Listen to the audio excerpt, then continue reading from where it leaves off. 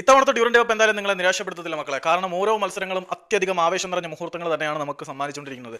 Day Punjab F C Mohun Bagan super ജയൻസും തമ്മിലുള്ള മത്സരത്തിൽ മോഹൻ ബഗാൻ സൂപ്പർ ജയൻസിന് ഒരു ഈസി കേക്ക് വാക്ക് ആയിരിക്കും കിട്ടുക എന്നാണ് ഞാൻ പ്രതീക്ഷിച്ചത്. പക്ഷേ അങ്ങനെയൊന്നുമല്ല.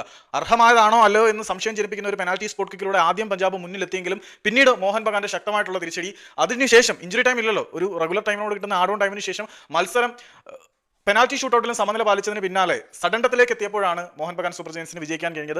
അവരുടെ ഓസ്ട്രേലിയൻ സൂപ്പർ താരത്തിന്റെ കാലുകൾ പോലും പെനാൽറ്റി ബോക്സിന് മുന്നിൽ ഇടറിപ്പോകുന്ന ഒരു കാഴ്ച കണ്ടു എന്നുള്ളതും എടുത്തു പറയേണ്ട ഒരു വസ്തു തന്നെയാണ്. ഏതായാലും മത്സരത്തിന്റെ തുടക്കത്തിൽ 17ാമത്തെ മിനിറ്റിൽ ലൂക്ക മജിസണിലൂടെയാണ് പഞ്ചാബ് ഗോൾ നേടിയത്. 44ാമത്തെ മിനിറ്റിൽ അവർ മോഹൻ ബഗാൻ സമനില ഗോൾ നേടുന്ന കാഴ്ച നമ്മൾ കണ്ടു. അതായത് ആദ്യ പകുതി അവസാനിക്കുന്നതിന് മുമ്പ് തന്നെ മോഹൻ ബഗാൻ സൂപ്പർ ജയൻസ് സമനില എത്തി.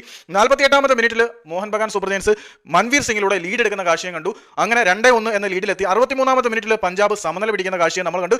71ാമത്തെ മിനിറ്റിൽ വിദാൽ, അവർക്ക് വേണ്ടി അവരുടെ മികച്ച സൈനികങ്ങളൊന്നായിട്ട് വിശേഷിപ്പിക്കാൻ വിദാൽ 71ാമത്തെ മിനിറ്റിൽ വീണ്ടും പഞ്ചാബിനെ മുന്നിലെത്തിക്കുന്ന കാഴ്ച കണ്ടു. 79ാമത്തെ മിനിറ്റിൽ മോഹൻ ബഗാൻ സൂപ്പർ ജയൻസ് ഒരു ഗോൾ അടിച്ച് കളി സമനിലയിലേക്ക് എത്തിക്കുന്നു. പിന്നെ സംഭവം സഡൻഡത്തിലേക്ക് പോകുന്നു.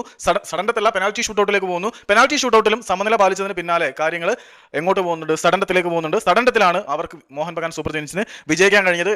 ഇത്തിരി തിരക്കാണ്ടാണ് വേഗത്തിൽ പറഞ്ഞു പോകുന്നത്. ഏതായാലും 6-5 എന്ന സ്കോർ ലൈൻ മാർജിനിൽ Mohun Bagan super giants Punjab F സിയെ പരാജയപ്പെടുത്തി. അവരുടെ ആ ഒരു ധനചന്ദ്രയ്ക്ക് പന്തിനെ വലയിലെത്തിക്കാൻ കഴിഞ്ഞില്ല എന്നുള്ളത് നിരാശ നൽകുന്നുണ്ട്. എന്തൊക്കെ പറഞ്ഞാലും മോഹൻ ബഗാൻ സൂപ്പർ ജയൻസിനെതിരെ വളരെ മികച്ച പോരാട്ട വീര്യം തന്നെയാണ് പഞ്ചാബ് കാഴ്ചവെച്ചത്.